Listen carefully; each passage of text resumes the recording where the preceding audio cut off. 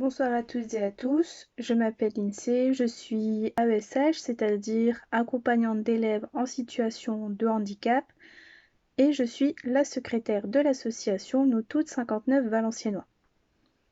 Suite au live Facebook sur les violences verbales présenté par Betty, nous avons décidé d'aborder un thème que l'on a tendance à ne pas considérer comme de la violence en tant que telle, c'est-à-dire le harcèlement ou les différents types de harcèlement.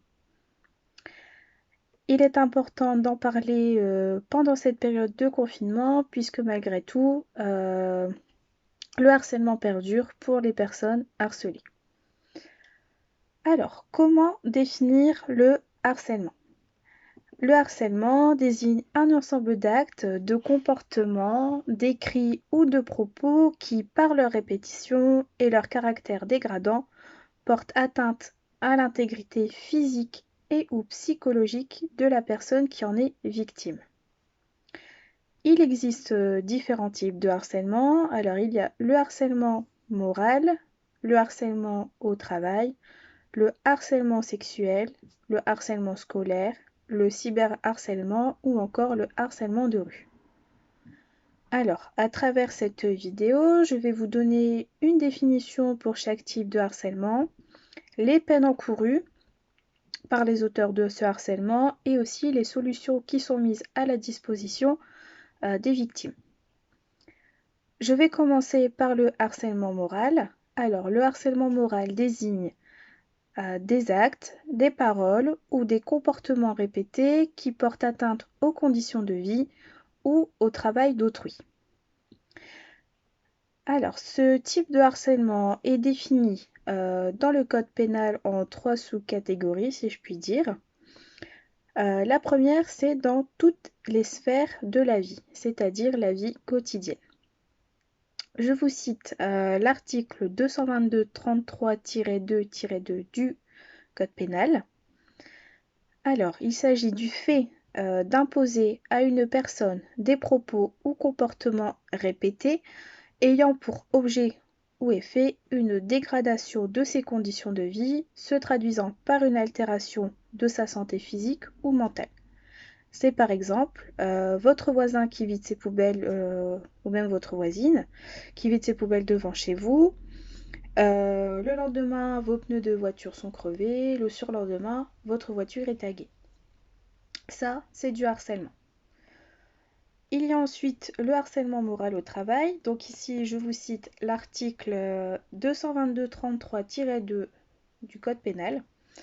Alors, le fait d'imposer à autrui des propos ou comportements répétés ayant pour objet ou pour effet une dégradation des conditions de travail susceptible de porter atteinte à sa dignité, d'altérer sa santé physique ou mentale ou de compromettre son avenir professionnel. Enfin, il existe le harcèlement moral au sein du couple.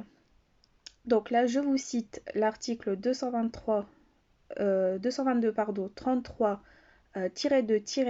du Code pénal.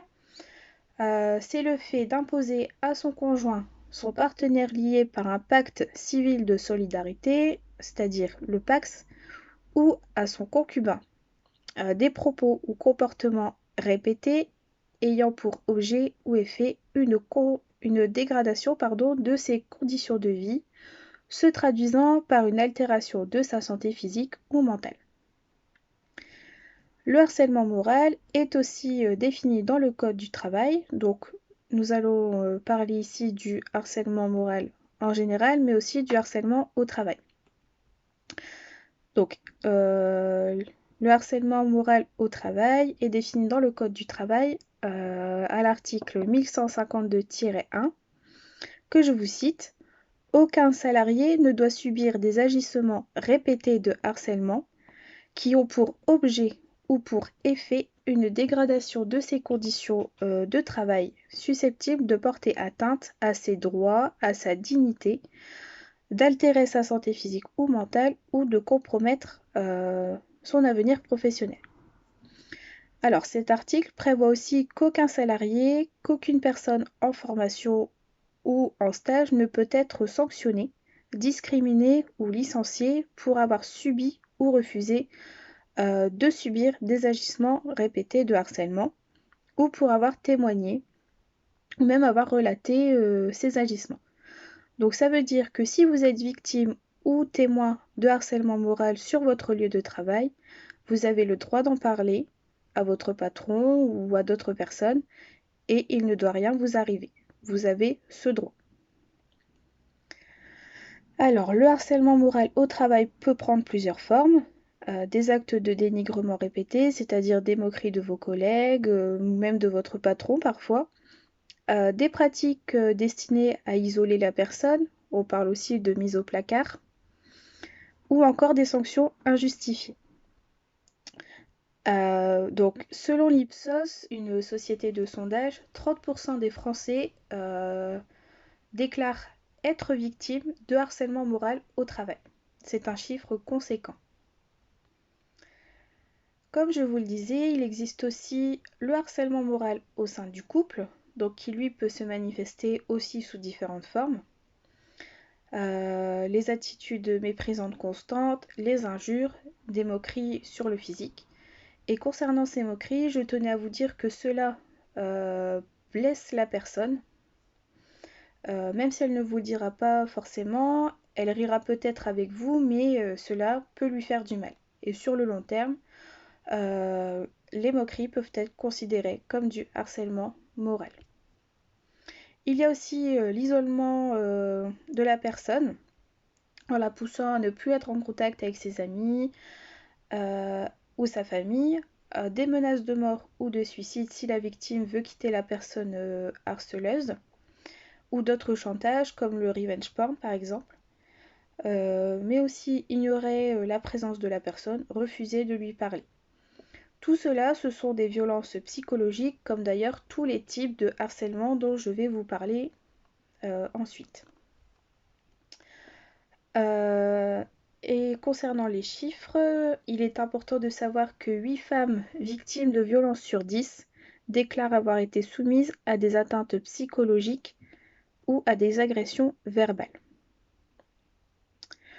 Maintenant, je vais m'attarder sur le harcèlement scolaire, donc qui lui a lieu à l'école, entre les élèves, mais aussi en dehors avec les réseaux sociaux. Alors, le harcèlement scolaire désigne tous les actes et comportements de harcèlement en milieu scolaire, maternelle, école primaire, collège, lycée. Lui aussi peut prendre diverses formes, donc ça peut aller de la moquerie à la violence physique, en passant par des humiliations, des mises à l'écart, la propagation de rumeurs fausses et en fait depuis quelques années par le cyberharcèlement dont je vous parlerai plus tard. Il faut faire très attention, il est important de ne pas réduire le harcèlement scolaire à sa forme la plus visible, c'est-à-dire la violence physique, puisque le harcèlement peut prendre la forme d'humiliation ou de moquerie répétée, comme je vous l'ai dit. L'UNICEF donc évalue en 2019 à 700 000 le nombre de victimes de harcèlement scolaire. Ça, c'est un chiffre juste en France, donc c'est absolument énorme. Maintenant, je passe au harcèlement sexuel. Alors, le harcèlement sexuel est défini dans le Code pénal, dans le Code du travail et aussi dans la loi de 1983. Alors, je vais ici juste vous donner les définitions du Code pénal. Alors, le délit de harcèlement est défini dans l'article 222-33 du Code pénal et il y a donc deux définitions. Alors, la première, le harcèlement sexuel est le fait d'imposer à une personne de façon répétée des comportements ou des propos à connotation sexuelle qui soit portent atteinte à sa dignité en raison de leur caractère dégradant ou humiliant, soit créent à son encontre une situation intimidante, hostile ou offensante. Donc on retrouve ici trois caractéristiques au harcèlement sexuel: le propos ou comportement à caractère sexuel, la répétition et qui porte atteinte à la dignité ou crée un environnement dégradant pour la victime. Mais il est aussi bon de savoir que le Code pénal donne une deuxième définition du harcèlement sexuel, que je vous lis, est assimilé au harcèlement sexuel le fait même non répété d'user de toute forme de pression grave dans le but réel ou apparent d'obtenir un acte de nature sexuelle, que celui-ci soit recherché au profit de l'auteur des faits ou au profit d'un tiers. Donc on retrouve ici deux caractéristiques, la pression et le fait qu'il n'y ait pas de répétition. C'est par exemple, on passe la soirée ensemble et on reparle de ta promotion demain. Alors cette deuxième définition a été introduite par la loi du 6 août 2012 et elle élargit la notion de harcèlement sexuel. Donc ça veut dire que de simples gestes déplacés, des remarques connotées, des sifflements ou certaines formes de chantage, dans le cadre professionnel notamment, peuvent être assimilés à des formes de harcèlement sexuel. Enfin, la jurisprudence a donné une nouvelle définition du harcèlement sexuel qui comporte 3 caractéristiques.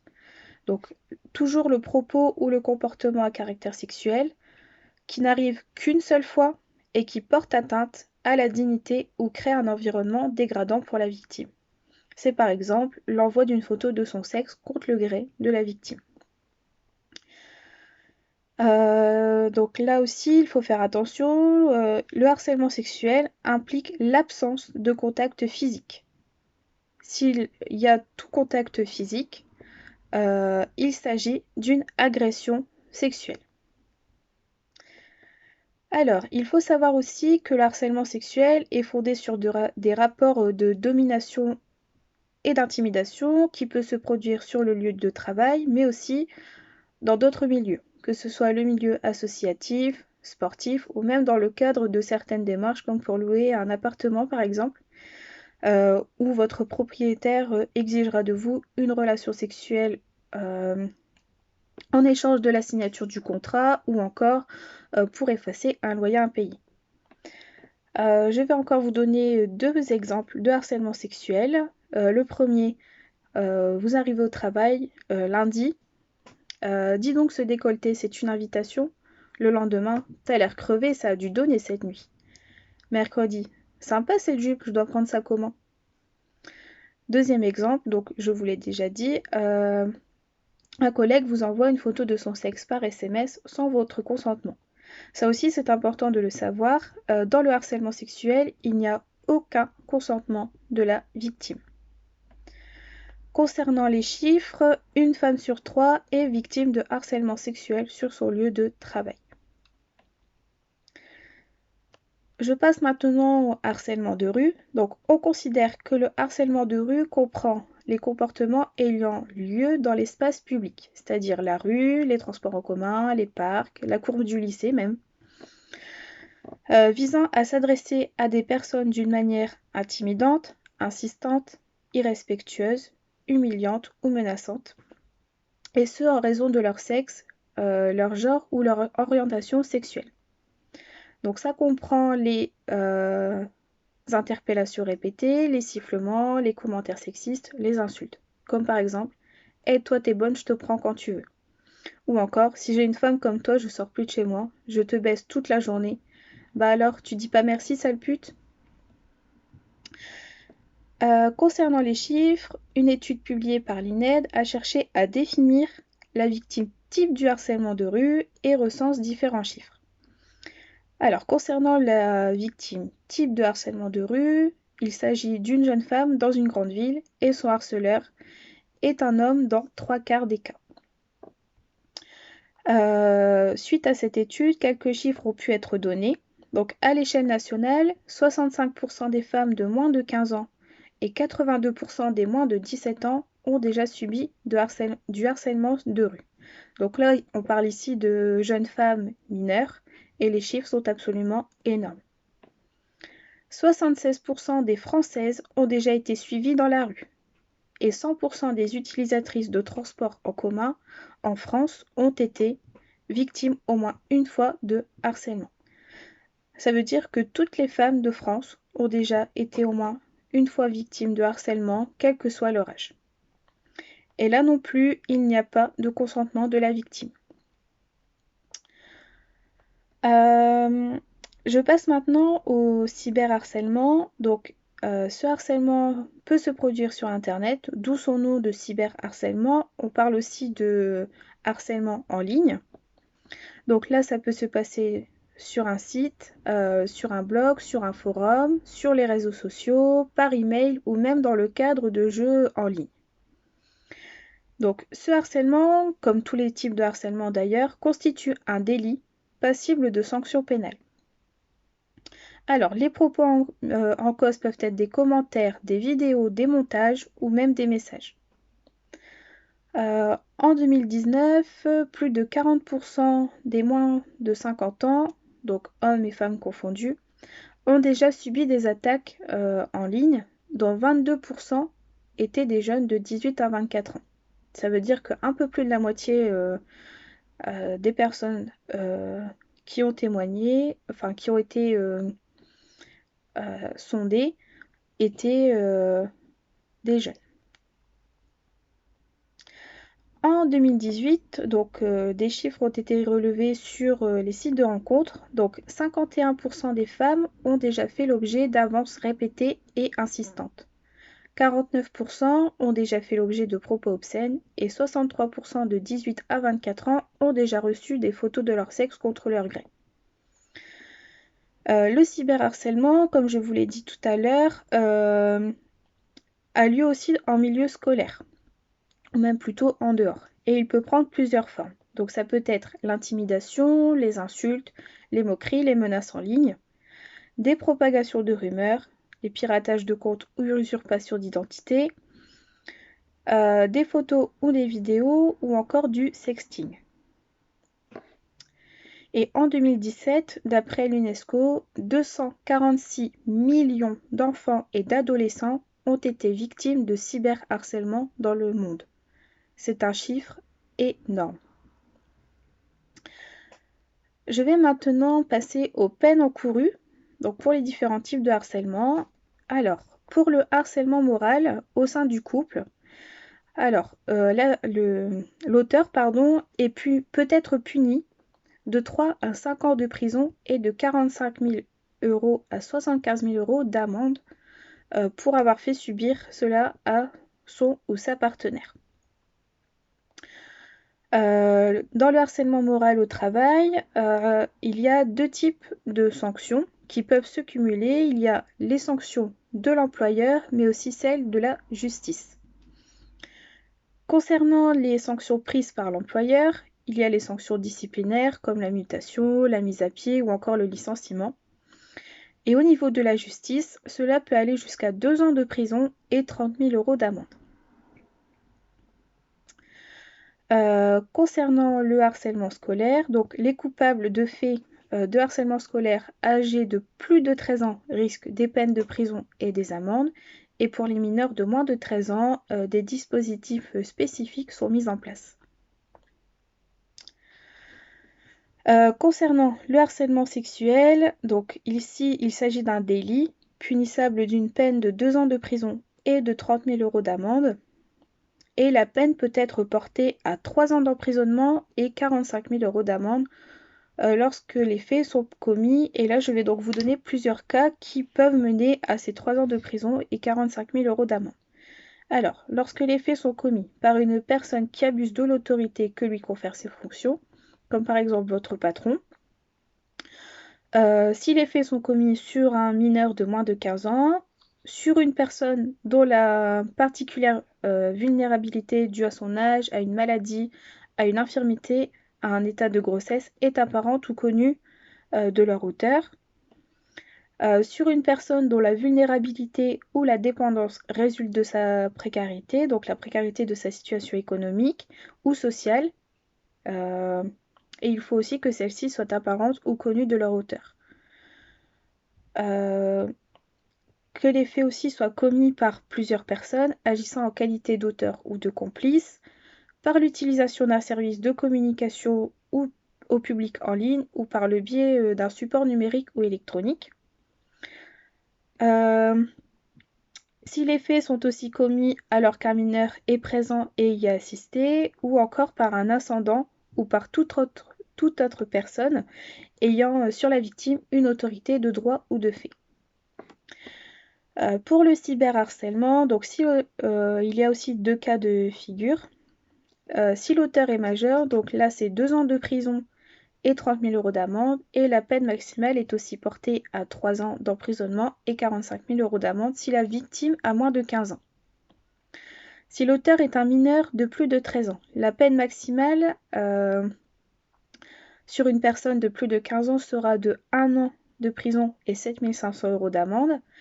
Et si la victime a moins de 15 ans, la peine maximale est de 18 mois de prison et 7 500 € d'amende.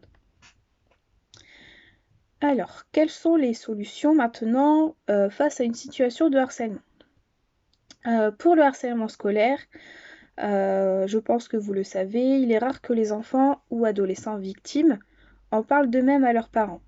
Donc si vous êtes parent et que vous avez des doutes, je vous conseille de chercher à aborder la question avec votre enfant, en lui parlant du harcèlement, que lui dire que ça existe, etc. Et peut-être qu'il viendra vous en parler. Donc il ne faut pas poser de questions directement, donc ne pas dire à votre enfant est-ce que tu es harcelé? Et donc ici, l'enfant va se murer dans le silence puisqu'il ressent de la peur et aussi de la honte. Et il faut donc aborder le thème du harcèlement de manière progressive avec lui. Il faut aussi éviter d'aller voir le harceleur directement si votre enfant vous dit qu'il est harcelé. Il est préférable d'entrer en contact avec l'établissement scolaire pour signaler le problème, donc les professeurs, le professeur principal, le médecin scolaire, l'infirmier, le directeur ou encore le CPE. La victime de harcèlement scolaire, ou même vous en tant que parent, vous pouvez appeler le service d'accueil des victimes non au harcèlement, appeler le service d'accueil des victimes de harcèlement en ligne Net Écoute, ou encore contacter une association de réseau d'aide aux victimes de violences scolaires en France à l'école. Alors, quels sont les numéros? Donc, pour non au harcèlement, vous pouvez contacter le 30 20. Je vous remettrai tout ça dans la publication, qui est ouvert toute l'année, du lundi au vendredi, et même le samedi, sauf les jours fériés, et c'est un numéro gratuit. Si vous souhaitez poser des questions de façon anonyme et confidentielle sur le harcèlement en ligne, donc à Net Écoute, je vous donne le numéro, c'est le 0800 200 200. Vous pouvez aussi contacter ce service par mail, Messenger, ou vous pouvez même être rappelé. Je vous mets aussi le lien en publication.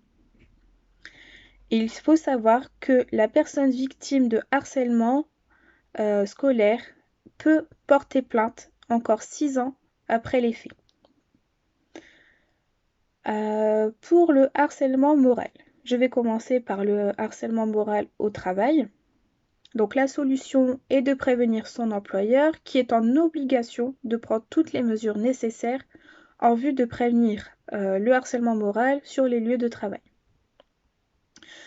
Vous pouvez aussi alerter le CSE, c'est-à-dire le comité économique et social, et les représentants du personnel ou même encore l'inspection du travail.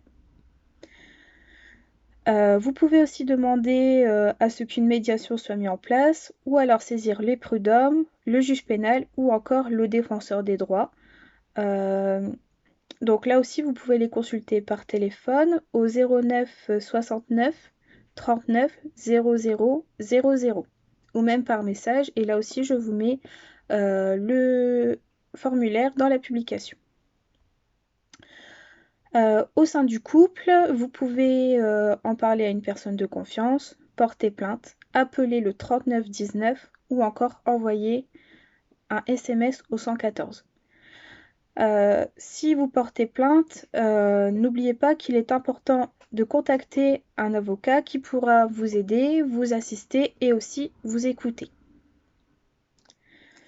Pour le harcèlement sexuel, la solution c'est de porter plainte au commissariat ou à la gendarmerie et il faut savoir qu'on ne peut pas vous refuser la réception de la plainte. Si la plainte est classée sans suite, vous pouvez déposer une plainte avec la constitution d'un partie civile. Et là aussi, il est conseillé d'obtenir l'assistance d'un avocat. Vous pouvez aussi saisir le défenseur des droits dont je vous ai parlé juste avant. Et le plus important est d'en parler. Pour tout type de harcèlement, il faut en parler. Vous avez le droit de porter plainte, vous avez le droit d'être écouté, d'être entendu. Alors, comment savoir maintenant si une personne est harcelée? Concernant le harcèlement scolaire, votre enfant ne veut plus aller à l'école, il peut avoir des bleus ou son matériel détérioré, il est épuisé et présente des troubles comme par exemple l'anxiété, des troubles psychosomatiques comme des maux de ventre, des cauchemars. Il est isolé et il peut être en échec scolaire. Alors, il faut savoir que l'impact du harcèlement sur les enfants ou les adolescents peut être très grave. Le décrochage scolaire, l'absentéisme, la perte de confiance en soi, l'anxiété, la dépression, l'agressivité, l'automutilation, ou alors, comme je vous l'ai dit, des troubles psychosomatiques, nausées, vomissements, maux de ventre, voire jusqu'au suicide dans les cas les plus graves. Et aussi, donc, le harcèlement scolaire peut avoir des conséquences sur le développement social et comportemental de l'enfant.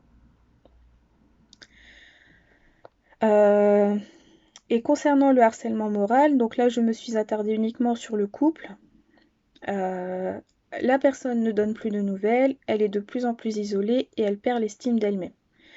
Donc il faut faire vraiment attention à tous ces signes et inviter aussi la personne à lui en parler en lui disant: est-ce que tu es victime de harcèlement? Alors, pour conclure, il faut savoir que le harcèlement est une forme de violence, puisque l'on retrouve dans le harcèlement la violence psychologique, mais aussi physique dans certains cas, et tout cela contribue à la croissance de psychotraumas dans le cerveau. Cela veut dire que toutes ces choses vont abîmer le cerveau de l'enfant ou de l'adulte victime, mais aussi générer chez lui de la peur et de l'anxiété, et ainsi développer la production d'une hormone qu'on appelle le cortisol. C'est en fait l'hormone de stress, et celle-ci est très nocive pour la santé.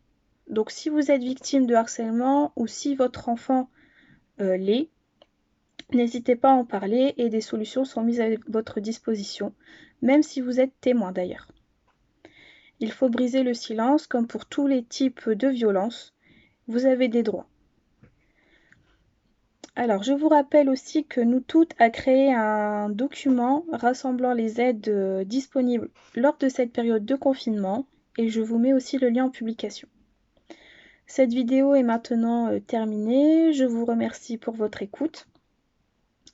Nous nous retrouvons vendredi pour une nouvelle vidéo présentée par Fiona sur le thème Que dire aux victimes et pourquoi. Alors si vous avez des questions, n'hésitez pas à les poser en commentaire ou en envoyant un message sur la page Nous Toutes 59 Valenciennois. Je vous dis à très bientôt et prenez soin de vous.